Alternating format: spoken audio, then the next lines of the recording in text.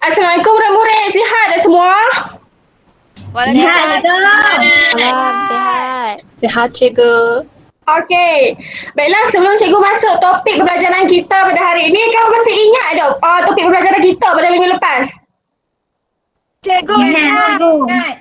Ha, topik apa tu? Ya, ingat saja. Kedatangan British ke Tanah Melayu. Ya betul. Iaitu berkaitan kedatangan British ke Tanah Melayu. Okey, British ni dia datang ke Tanah Melayu ni mesti ada sebab. Bukan saja dia bermain. Okey, siapa boleh kita cikgu sebab apa British ni datang ke Tanah Melayu? Saya cikgu. Ha, cuba kita tahu. Saya. Soal satu pun tak apa. Pihak British mari Saya, dia cikgu. nak cari pasaran baru dengan sumber bahan mentah. Ya betul, sebab mereka ingin cari pasaran baru sumber bahan mentah iaitu berkaitan dengan ekonomi lah, dan perkara ni menunjukkan bahawa British ni amat berminat dengan kekayaan ekonomi di Tanah Melayu. Oleh itu kita dapat tahu kedatangan British ni memang faktor disebabkan faktor ekonomi semata-mata, tapi bila lama kelamaan British ni bertapak menguasai ekonomi di Tanah Melayu ni, British ni mulalah lebih-lebih orang kata bagi betih bahawa. Sebab apa? Sebab dia ni mula campur tangan dalam hal-hal politik di Tanah Melayu dan juga berniat nak mengembangkan agama Kristian tu yang dianggap lebih bertamadun. Okey, sekarang cikgu nak share slide dulu.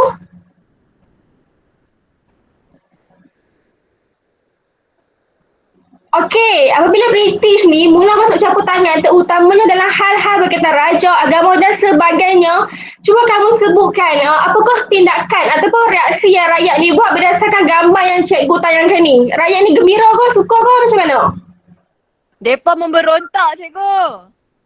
Ya betul, mereka lawan balik British. Semestinya perkara ni menimbulkan reaksi daripada golongan rakyat lah untuk memberontak melawan British untuk menuntut pembelaan terhadap negara dan bangsa. Inilah yang disebut sebagai semangat nasionalisme, iaitu perasaan cinta yang mendalam terhadap bangsa dan negara sehingga rakyat ni sanggup bermati-matian untuk mempertahankan negara daripada golongan penjajah. Okey. Idea mengenai nasionalisme ni ianya mula berkembang di Asia Tenggara, termasuklah negara jiran kita seperti Indonesia, Filipina dan juga Vietnam. Dan kemudiannya berkembang sehinggalah ke negara kita iaitu Malaysia. Okey. Perkembangan ni mesti ada punca dia. Macam mana nasionalisme ni tersebar luas sampai ke negara kita ni. Okey, slide seterusnya. Perkara inilah yang akan kita belajar hari ini, iaitu kita nak tengok apakah faktor-faktor yang mendorong kepada perkembangan nasionalisme di tanah air kita. Okey, slide seterusnya. Okey, terdapat 6 faktor kemunculan gerakan nasionalisme di negara kita, iaitu pertama, peranan agama, yang kedua, penulisan kreatif, yang ketiga, media cetak, yang keempat, sistem pendidikan, yang kelima, kemunculan golongan intelektual, dan yang keenam ialah pengaruh luar dan serantau. Untuk memudahkan kamu semua ingat, cikgu ada buat satu formula dekat sebelah ni, iaitu Ahmad tulis cerpen pendidikan internet serantau. Okey, formula ni kamu boleh tengok kat sini, iaitu Ahmad ni merujuk kepada peranan agama bersamaan huruf A kat depan tu. Tulis ni pula merujuk kepada penulisan kreatif, manakala cerpen tu pula huruf CE kat depan tu kan, merujuk kepada cetak tu, media cetak. Pendidikan pula ialah sistem pendidikan intelektual, macam biasalah merujuk kepada isi kemunculan golongan intelektual, dan juga serantau merujuk kepada isi yang keenam, iaitu pengaruh luar dan serantau. Jadinya formula untuk faktor kemunculan gerakan nasionalisme ni ialah Ahmad tulis cerpen pendidikan serantau. Kamu hafal lah, jangan tak hafal. Okey, sekarang ni kita tengok satu persatu faktor-faktor ni. Okey, baiklah. Yang pertama kita tengok dulu peranan agama. Okey, hal ini dapat dilihat melalui gerakan Islam. Okey, siapa tahu atau pernah dengar tentang gerakan Islam ni? Siapa tahu? Atau pernah dengar ke? Pernah dengar Saya tak? cikgu. Apa tu Benita? Yang awak faham? Apa yang saya faham, gerakan Islam ni dia macam satu gerakan memperjuangkan agama Islam yang sebenar, cikgu. Ya betul. Terima kasih Benita. Okey, memang betul lah apa yang diperkatakan oleh kawan kamu tadi, di mana gerakan Islam ini dia merupakan gerakan pemulihan yang berusaha memperbetulkan pandangan masyarakat Melayu terhadap agama Islam. Okey, gerakan Islam ini dia tidak boleh dinafikan menjadi satu penggerak kepada gerakan kesedaran orang Melayu. Hal ini dapat dilihat pada awal kurun ke-20 di mana semangat kebangsaan dibangkitkan oleh golongan pelajar yang mendapat pendidikan di Timur Tengah, khususnya di Mesir. Okey, golongan ini dikenali sebagai kaum muda. Dikenali sebagai kaum apa, Fatin? Kaum muda, cikgu. Okey, betul, pandai. Okey, mereka ini dia menuntut di Universiti Al-Azhar di mana mereka ni terpengaruh dengan idea pemulihan Islam yang dibawa oleh 3 pelopor gerakan Islam iaitu Said Jamaluddin Al-Afghani, Sheikh Muhammad Abduh dan Rashid Rida. Okey, kaum muda ini dia kemudiannya dia memulakan gerakan Islam setelah mereka kembali ke tanah Melayu. Okay, daripada gerakan ini mereka menyeru umat Islam supaya kembali kepada ajaran Islam yang sebenar dengan berpandukan Al-Quran dan hadis, serta mereka ini mengajak untuk menentang imperialisme barat di negara Islam. Hal ini bagi mereka nak pulihkan kembali umat Islam agar kembali kepada ajaran Islam yang sebenarnya. Okey, baiklah, cikgu nak tanya Salsabila. Bagi tahu cikgu 3 pelopor gerakan Islam. 3 pelopor gerakan Islah ialah Said Jamaluddin Al-Afghani, yang kedua Syekh Muhammad Abduh dan yang ketiga Rashid Rida, cikgu. Betul tak, cikgu? Okay. Betul-betul. Terima kasih Susabila. Okey, betul apa yang diperkatakan oleh kawan awak sebentar tadi. Okey, seterusnya cikgu nak tanya Farah pula. Farah, boleh tak bagi tahu cikgu apa tujuan gerakan Islam ini dilakukan? Tujuan gerakan Islam dilakukan sebab nak menyeru umat Islam ni kembali kepada ajaran Islam yang sebenar dengan berpandukan Al-Quran dan hadis. Lepas tu untuk menentang imperialisme barat di negara Islam, cikgu.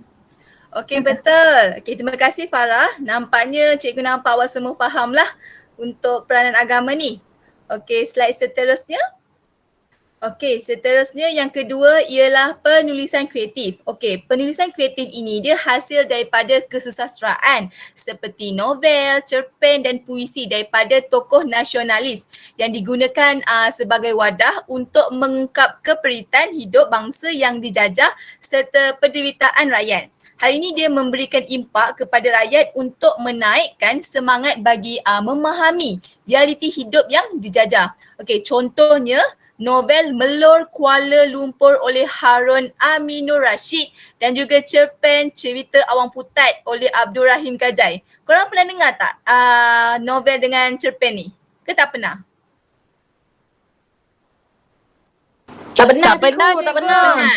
Okey. Pernah.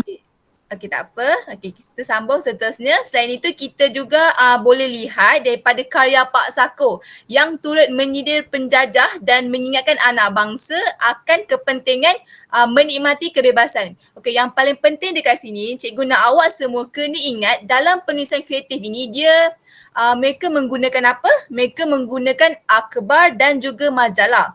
Akhbar dan majalah ini dia ada menceritakan tentang 2 perkara iaitu tentang keperitan dan penderitaan hidup rakyat. Okey, sekarang cikgu nak tanya Anis.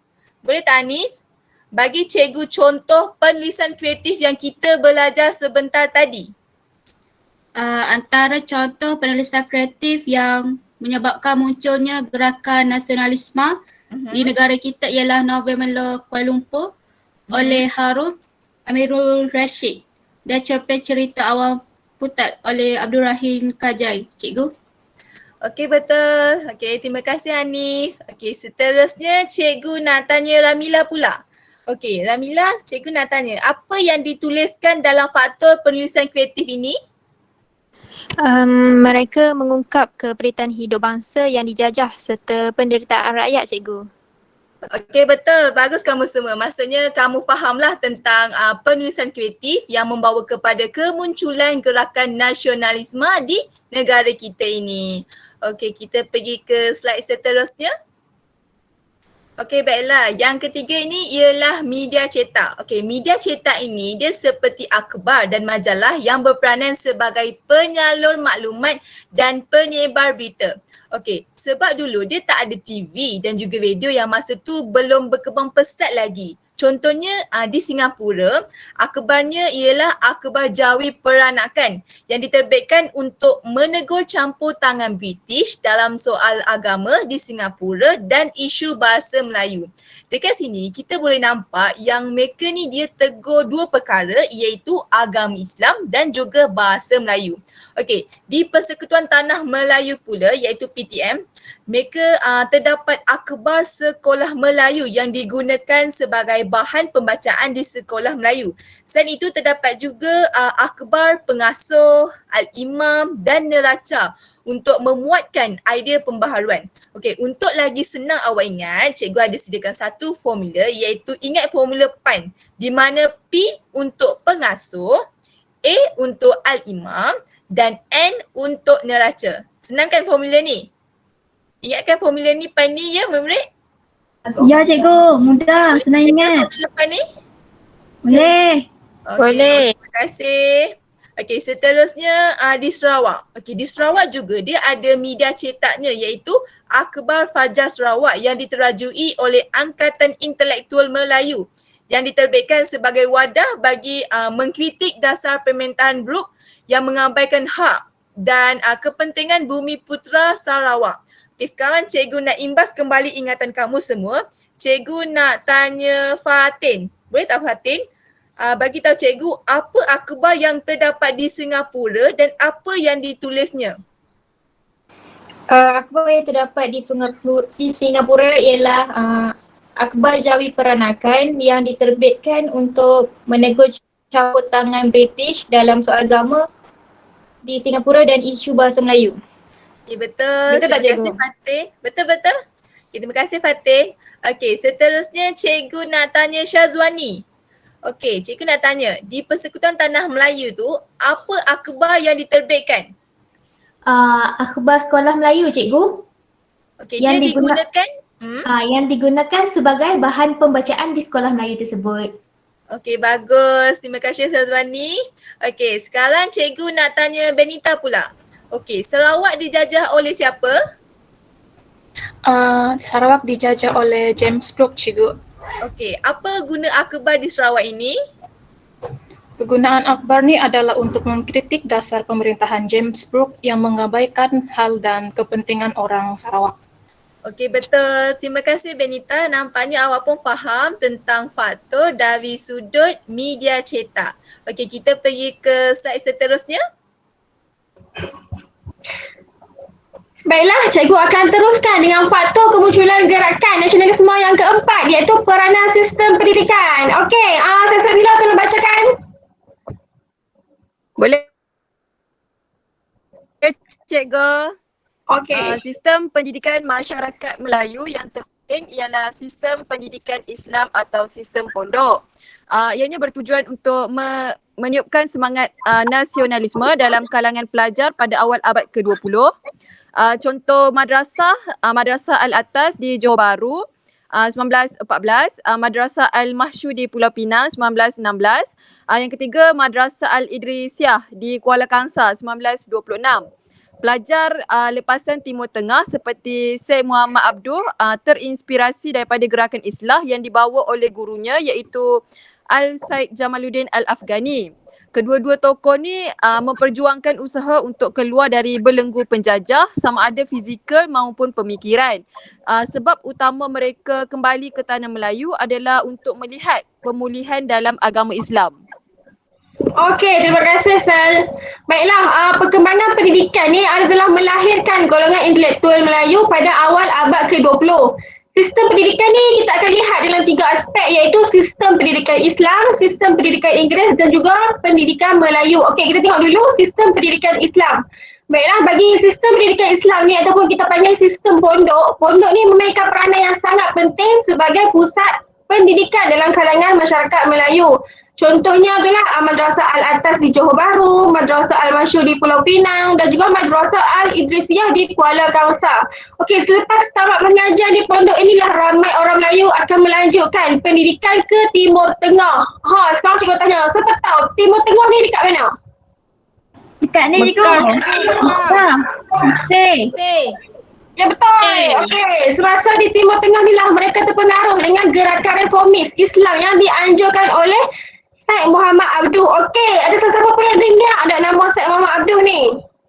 Pernah. Okey. Tapi tak kenal. Okey, Mel nak cerita pasal Syed Muhammad Abduh ni. Okey, Syed Muhammad Abduh ni merupakan pensyarah di Universiti Al-Azhar dan juga beliau ni terinspirasi daripada gerakan Islam yang dibawa oleh gurunya iaitu Al-Said Jamaluddin Al-Afghani. Okey, kedua tokoh ini memperjuangkan usaha untuk keluar dari belenggu penjajah sama ada fizikal maupun pemikiran dan juga inilah merupakan sebab utama apabila mereka kembali ke tanah Melayu, mereka ingin melihat pemulihan dalam agama Islam dengan perjuangan melalui akhbar dan majalah. Okey, slide seterusnya. Okey, cikgu nak minta Syazwani tolong bacakan slide cikgu sebelum cikgu buat penerangan lanjut. Boleh cikgu, boleh.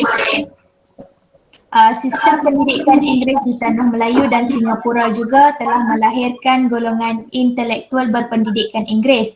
Antara tokoh yang mendapat pendidikan Inggeris ialah Raja Chulan dan Muhammad Yunus Abdullah. Sistem pendidikan Melayu pula berkembang pada abad ke-20 ekoran penubuhan maktab-maktab oleh pihak British bagi mengatasi masalah kekurangan tenaga pengajar. Contoh institusi pendidikan ialah seperti Raffles Institution di Singapura, Maktab Melayu Kuala Kangsar, Maktab Perguruan Sultan Idris. Maktab inilah yang menjadi medan ilmu untuk golongan berpendidikan berkumpul, berbincang dan menghasilkan karya nasionalisme bagi menyedarkan masyarakat untuk memajukan dan memperbaiki nasib orang Melayu. Okey, terima kasih Wani. Okey, selain itu kita juga boleh lihat melalui sistem pendidikan Inggeris di mana perkembangan sistem pendidikan Inggeris di Tanah Melayu dan juga Singapura ni dia telah melahirkan golongan intelektual berpendidikan Inggeris. Mereka yang berada di Singapura mendapat pendidikan Inggeris khasnya di Raffles Institution. Okey, antara tokoh yang mendapat pendidikan Inggeris ni seperti Raja Chulan dan juga Muhammad Yunus Abdullah yang memegang tampuk pimpinan dalam politik di Tanah Melayu. Okey, Raja Chulan ni merupakan ahli majlis perundangan persekutuan manakala Muhammad Yunus Abdullah ni merupakan ahli majlis mesyuarat negeri-negeri Selat. Kau masih ingat ada negeri-negeri mana yang tergolong dalam negeri-negeri Selat? Ingat. Negara apa? Ingat cikgu, ingat. Sebut je ingat saja. Pulau Pinang. Singapura. Betul. Nanti boleh claim cikgu Daim ke cikgu lah. Betul. Okey, dengan jawatan inilah mereka menggunakan peluang yang ada dalam sistem pentadbiran juga perundangan untuk nak menuntut hak orang Melayu dalam bidang ekonomi, pendidikan dan juga pentadbiran. Okey. Kemudiannya kita lihat pula sistem pendidikan Melayu iaitu pada abad ke-20. Sekolah Melayu di Tanah Melayu ni mula berkembang dan juga menyebabkan kekurangan tenaga pengajar. Untuk memenuhi kekurangan inilah pihak British tu telah menubuhkan Maktab Melayu Kuala Kangsar dan juga Maktab Perguruan Sultan Idris pada tahun 1922 ataupun sekarang ni kita panggil Universiti Pendidikan Sultan Idris UPSI tu kan. Okey, maktab inilah yang menjadi medan untuk golongan berpendidikan berkumpul, berbincang dan juga menghasilkan karya nasionalisme bagi menyedarkan masyarakat untuk nak memajukan dan memperbaiki nasib orang Melayu. Okey, oleh itu kita dapat lihat dengan jelas faktor kebangkitan nasionalisme iaitu melalui peranan sistem pendidikan. Okey, slide seterusnya. Okey, ada siapa-siapa sukarela nak baca slide cikgu ni? Saya cikgu. Silakan. Boleh tak? Boleh. Ni lepasan Timur Tengah, Syekh Al-Hadi mempelopori gerakan kaum muda, iaitu gerakan idea pembaharuan dalam masyarakat. Lepas tu lepasan pendidikan Inggeris dan Melayu, Abdul Qadir Adabi, Dato' Undang Rembang Abdullah Haji Dahan, Muhammad Enos Abdullah, Ustaz Abu Bakar Muhammad Said, Ibrahim Haji Yaakob dan golongan ini menggunakan akhbar serta menubuhkan persatuan bersifat sosioekonomi dan politik untuk menyedarkan rakyat tentang nasionalisme. Okey, terima kasih Farah Datuk. Okey, baiklah. Kaitan daripada perkembangan sistem pendidikan yang cikgu cerita tadi tu, maka lahirlah golongan intelektual. Misalnya lepasan Timur Tengah. Contohnya macam kamu cerita tadi tu kan, Syed Syekh Al-Hadi yang menggerakkan idea pembaharuan dalam kalangan masyarakat. Kalau kamu nak tahu, Syed Syekh Al-Hadi ni adalah orang yang mempelopori ataupun mengetuai gerakan kaum muda. Apa pula gerakan kaum muda ni? Okey, kaum muda ni merupakan mereka yang menggunakan akal untuk menentukan kebenaran dalam agama dan juga mereka menolak penerimaan secara membuta tulis ataupun taklid dalam agama. Okey, kalau ada kaum muda mesti ada lawan dia yang otai kan, itu kaum tua. Kaum tua ni pula bertentangan dengan kaum muda ni di mana mereka ni terdiri daripada ulama-ulama yang percaya bahawa apa-apa yang diputuskan oleh ulama dan juga segala yang tertulis dalam kitab tu wajib diterima dan juga mereka ni menganggap bahawa ilmu dunia dan juga pemodenan ni tak penting. Memang jauh bezalah dengan kaum muda tu tadi. Persoalannya, adakah perbezaan ideologi antara kaum muda dan juga kaum tu ni disebabkan oleh faktor usia? Cikgu nak kamu balik fikirkan, balik renung-renungkan. Esok cikgu nak tanya. Okey, selain golongan intelektual lepasan Timur Tengah, kita ada juga intelektual lepasan pendidikan Inggeris dan Melayu yang menggerakkan kesedaran nasionalisme di tanah Melayu. Contohnya Abdul Qadir Adabi, Datuk Undang Rembau Abdullah Haji Dahan, Muhammad Yunus Abdullah, Ustaz Abu Bakar Muhammad Said dan juga Ibrahim Haji Yaakob. Golongan-golongan inilah yang menggunakan akhbar serta menubuhkan persatuan bersifat sosio-ekonomi dan juga politik untuk menyedarkan rakyat tentang nasionalisme. Okey, slide yang seterusnya. Okey, faktor terakhir yang penting dalam menggerakkan kesedaran mengenai nasionalisme di tanah Melayu ini ialah pengaruh luar dan serantau. Okey, cikgu nak minta Fatin tolong baca Ustaz. Pengaruh luar telah membangkitkan keinginan untuk mendapatkan hak-hak politik dan membebaskan tanah air daripada belenggu penjajah. Kebangkitan Pan-Islamism di Empire Ottomania adalah untuk menyedarkan umat Islam bersatu menentang ancaman luar. Gerakan Islam pula adalah untuk menggesa umat Islam melakukan pembaharuan yang progresif. Jepun pula telah berjaya menewaskan Rusia dalam Perang Rusia-Jepun pada tahun 1904 hingga 1905. Revolusi Cina oleh Dr. Sun Yat-sen yang berjaya menewaskan kerajaan Manchuria dan menubuhkan negara Republik Cina. India iaitu Mahatma Gandhi berjaya menentang British tanpa kekerasan, dan Filipina Jos Rizal dan Indonesia Soekarno berjaya menyemarakkan usaha menentang penjajah. Okey, terima kasih Fatin. Okey, pengaruh luar ni telah membangkitkan keinginan untuk mendapatkan hak-hak politik dan juga untuk nak membebaskan tanah air daripada belenggu penjajah. Misalnya gerakan Pan-Islamisme di Turki di mana dalam perang tersebut Turki ni telah bersetuju dengan Jerman untuk melancarkan perang jihad terhadap kuasa berikat. Tindakan Turki inilah yang telah mempengaruhi orang Islam di tanah Melayu ni untuk bangkit menentang penjajah. Selain itu, kita boleh lihat daripada perang Rusia-Jepun 1904 hingga 1905. Dalam perang Rusia-Jepun ni, siapa yang menang? Rusia, cikgu. Hai, betul kan Rusia menang. Ni kalau kat depan cikgu akan ketuk kepala. Okey ni, kamu rujuk balik buku teks muka surat 30 lira. Jepun yang berjaya mengalahkan Rusia dalam perang Rusia-Jepun. Okey, kemenangan pihak Jepun inilah telah memberi ilham kepada orang Asia untuk mencabar orang Barat. Sebab apa? Sebab kalau nak dibandingkan negara Rusia tu, Jepun ni sebuah negara yang kecil halim macam orang kata, tetapi dapat mengalahkan orang Rusia tu, orang Rusia yang terkuat kan kepada ketika itu. Orang kata macam semut lawan gajah lah kan, semut menang. Okey, kemenangan inilah yang telah menyemarakkan lagi semangat rakyat untuk bangkit menentang kuasa Barat di tanah Melayu. Okey. Selain itu, kita juga dapat lihat perjuangan Dr. Sun Yat-sen melalui revolusi Cina, di mana revolusi ini dia telah berjaya mengalahkan kerajaan Manchuria dan akhirnya tertubuhlah negara yang dikenali sebagai Republik Cina. Okey, seterusnya kita dapat lihat perjuangan di India yang turut memberi dorongan kepada gerakan nasionalisme di tanah Melayu. Okey, kalau kat tanah Melayu kan kita ada tokoh yang terkenal iaitu Tunku Abdul Rahman. Tapi kalau kat India ni, tokoh apa yang terkenal dengan perjuangan nasionalisnya? Kalau tak tahu boleh pergi rujuk Kutat Mahatma Gandhi, 45. cikgu. Ya betul, Mahatma Gandhi dekat slide cikgu ni pun ada kan. Okey, Mahatma Gandhi ni merupakan tokoh nasionalis yang memperjuangkan kesedaran menentang penjajah barat iaitu British di India melalui Parti Kongres Kebangsaan India pada tahun 1855. Okey. Parti ni pada mulanya memperjuangkan slogan perjuangan tanpa pertumpahan darah tetapi ia bertukar menjadi anti-British dan juga mengambil langkah yang radikal. Seperti memulakan barangan buatan Inggeris. Maksudnya mereka ni jadi lebih ganas lah. Okey. Akhir sekali pengaruh luar dan serantau yang berjaya meniup semangat nasionalisme di tanah Melayu ialah melalui perjuangan Jos Rizal di Filipina dan juga Soekarno di Indonesia.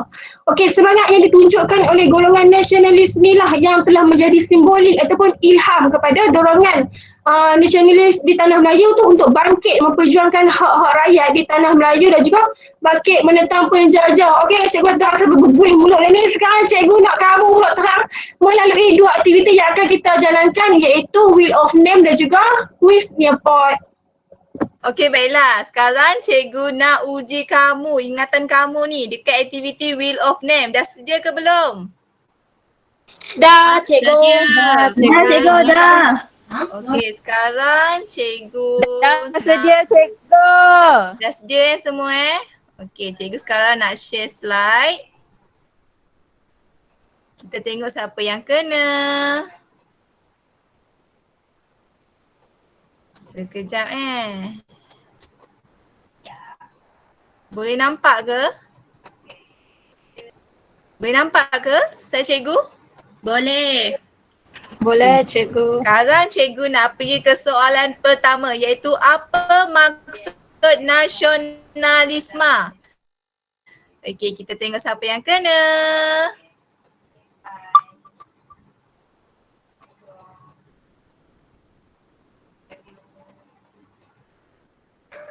Okey, Amisha, apa maksud nasionalisme, Alisha?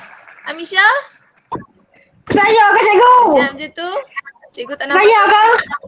Ya. Saya cikgu, saya. Okey. Apa maksud Apa yang saya faham pasal nasionalisme ni ialah perasaan cinta kita dekat negara dan juga bangsa yang telah membebaskan tanah air kita. Betul ke cikgu? Oh, betul. Semangat betul awak tengok mak kilau ke apa ni? Terpengaruh Ya cikgu, rate 10/10. Okey, bagus Misha. Okey, seterusnya soalan yang kedua. Cikgu nak tanya soalan. Okey Fatin, sekarang cikgu nak awak sebutkan 6 faktor kemunculan gerakan nasionalisme di negara kita. Apa dia? 6 tu. Yang pertama peranan agama. Kedua penulisan kreatif. Media cetak. Sistem pendidikan. Kemunculan golongan intelektual. Dan yang terakhir sekali pengaruh luar dan serantau. Betul tak cikgu? Okey, betul. Betul. Okey, terima kasih Fatin. Okey, seterusnya cikgu nak pergi ke soalan ketiga. Terangkan faktor peranan agama dalam gerakan nasionalisme di negara kita. Okey, kita tengok siapa yang kena Okey, buta.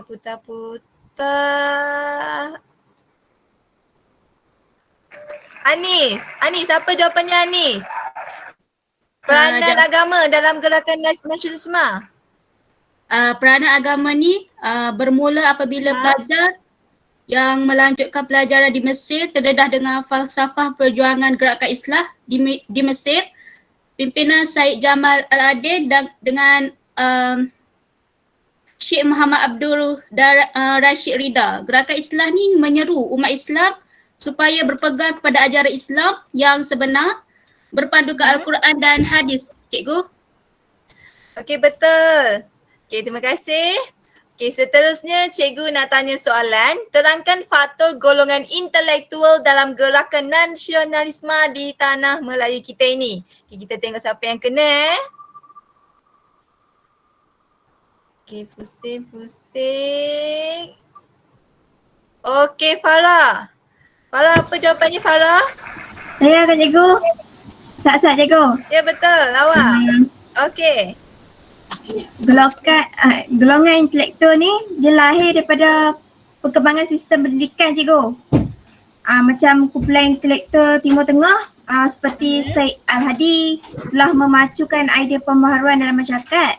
Lepas tu kalau intelek dalam lepasan pendidikan Inggeris dan Melayu seperti Abdul Kadir Adabi, Datuk Undang Rembau, Haji Abdullah Haji Rahan, Muhammad Enos Abdullah, Ustaz Abu Bakar dan Muhammad Said dan juga Haji Ibrahim Haji Yaakob ni, mereka telah menggunakan akhbar kot cikgu dan membina perpaduan dan untuk menyebarkan nasionalisme. Okey, betul. Terima kasih Farah untuk jawapan tu. Okey, seterusnya cikgu nak tanya. Okey, terangkan faktor penulisan kreatif dalam gerakan nasionalisme di negara kita. Okey, kita tengok siapa yang kena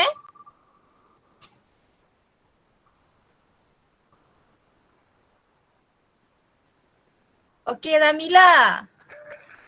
Ramila, boleh tak bagi jawapannya, Ramila? Boleh cikgu.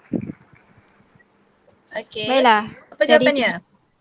Dari segi penulisan kreatif, kisah penderitaan rakyat semasa dijajah telah dicoretkan melalui novel, cerpen dan puisi dan telah memberi impak serta meniupkan semangat kepada rakyat. Contoh karyanya adalah novel Melo Kuala Lumpur oleh Harun Aminur Rashid dan cerpen Cerita Awang Putat oleh Abdul Rahim Kajai, cikgu. Okey, betul. Terima kasih Ramila. Okey, sekarang ni cikgu nampaklah awak memang fahamlah tajuk ini dengan lebih mendalam. Okey, tapi cikgu nak uji lagi lah. Cikgu nak uji awak semua dalam aktiviti seterusnya iaitu kuis near point. Okey, semua dah sedia ke untuk kuis ni? Dah cikgu. Okey, kita pergi ke slide seterusnya. Presentation. Okey, baiklah. Sekarang kita pergi ke aktiviti seterusnya iaitu quiz near pot. Okey, saya rasa awak belum pernah main quiz near pot ni. Saya nak cakap yang quiz near pot ni sangat menarik Nanti awak tengok macam mana dia punya reka bentuk quiz tu. Okey, di mana cikgu baca arahan. Okey, yang pertama murid perlu mengakses pautan near pot yang akan diberikan oleh guru nanti. Dan seterusnya yang kedua, murid perlu memasukkan kod nombor yang akan dipaparkan dan mengisi nama masing-masing, nama pendek sahaja. Okey, seterusnya yang ketiga, murid dikendaki menjawab 10 soalan kuis berbentuk soalan objektif. Dan keempat, masa yang diperuntukkan bagi setiap soalan hanya 15 saat sahaja. Dan pemenang tempat pertama, kedua dan ketiga akan diberikan hadiah. Okey, semoga berjaya anak murid cikgu semua. Okey, sekarang cikgu nak awak masuk dekat link Nearpod yang cikgu share dekat chat box ni. Boleh nampak tak?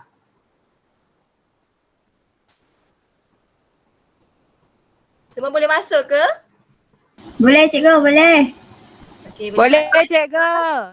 Okey, cun. Semua dapat akses ke semua anak murid cikgu? Boleh cikgu, boleh. Boleh Okey. Okey, password dia ialah KWHIN. Cikgu ulang sekali lagi, password dia KWHIN. Okey, baru seorang masuk, Sabila. Okay, kita tunggu yang lain, kawan lain.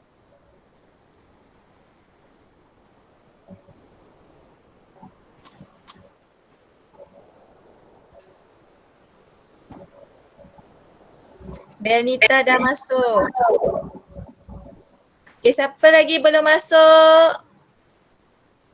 Okay, lagi. Baru 1, 2, 3, 4, 5, 6. Lagi 2 orang mana? 2 orang lagi belum masuk. Ada siapa-siapa ada masalah lain ke? Saya ada masalah lain cikgu. Oh ya ke?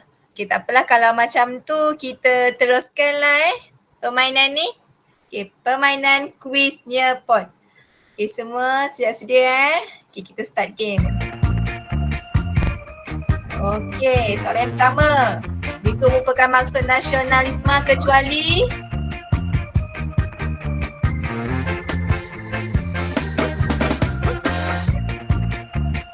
Tengok siapa yang betul, siapa yang tempat pertama.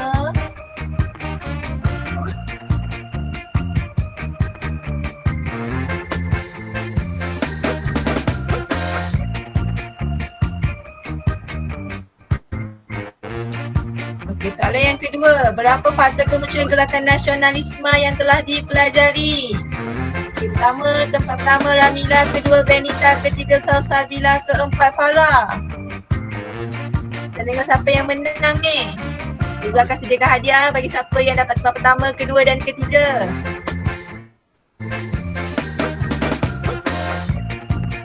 Okey, soalan yang ketiga. Antara berikut yang manakah bukan faktor kemunculan gerakan nasionalisme?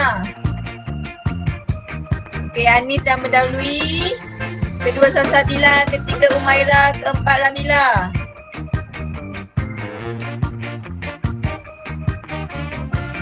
Soalan yang seterusnya. Soalan yang keempat, mengapakah gerakan Islah muncul? Apa jawapan dia?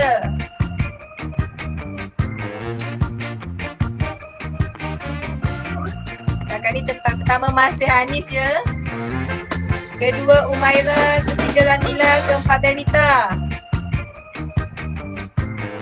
Okay, soalan yang seterusnya. Siapakah tokoh yang mempelopori gerakan kebangkitan rakyat di China? Siapa? Tadi Cikgu ada ajar. Tempat pertama masih Anis, kedua Umaira, ketiga Ramila, empat Benita, lima Salsabila. Dan Umaira dah potong. Tempat pertama Umaira.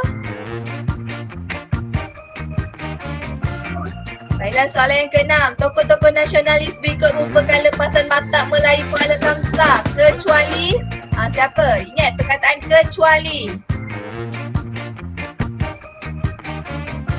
Okay, tempat pertama masih Umaira.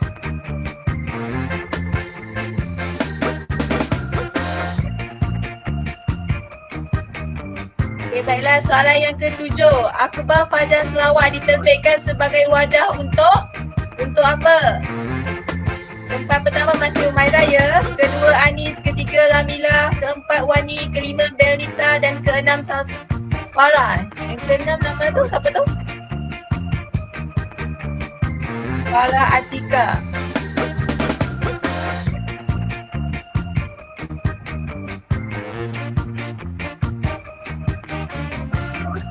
Baiklah, kita pergi ke soalan seterusnya. Okey, soalan 8. Karya Mula Kuala Lumpur oleh Harun Aminur Rashid dan cerpen Cinta Awang Putat oleh Rahim Kajai dihasilkan untuk apakah tujuan karya ini dihasilkan? Tempat pertama masih Umaira ya. Yang lain masih ada peluang untuk memenangi.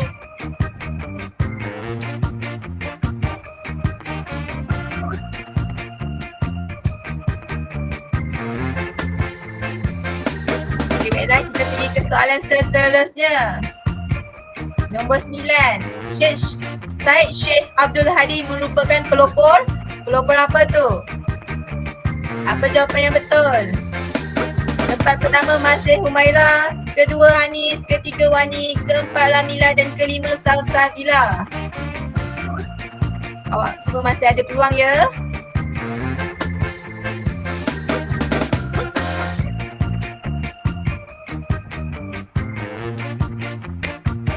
Soalan yang seterusnya, soalan terakhir. Apakah tujuan nasionalisme bagi Empayar Uthmaniyah dan Mesir? Ya, apa jawapan dia? Tempat pertama masih Humaira, kedua Anis, ketiga Wani, keempat Ramila, kelima Salsabila. Okey, sekarang kita dah ada pemenang. Tempat pertama Umaira, kedua Anis, ketiga Wani, keempat Ramila, kelima Salsabila, keenam Benita dan ketujuh Farah. Okey, siapa yang dapat tempat pertama, kedua dan ketiga ni nanti claim hadiah dekat cikgu ya. Baik, cikgu. Seronok tak main quiz ni? Seronok tu. Seronok. Baiklah, sekarang cikgu nak pergi ke rumusan untuk topik pada hari ini. Kita pergi ke slide seterusnya. Baiklah, aktiviti pun dah selesai. Lepas tu cikgu tengok masa pun dah nak habis ni. Jadi cikgu akan buat rumusan. Ingat ya, hari ni kita belajar mengenai faktor-faktor kemunculan gerakan nasionalisme. Kamu ingat lagi tak berapa faktor tadi? Ingat cikgu, ada 6. Ada 6. Okey, betul.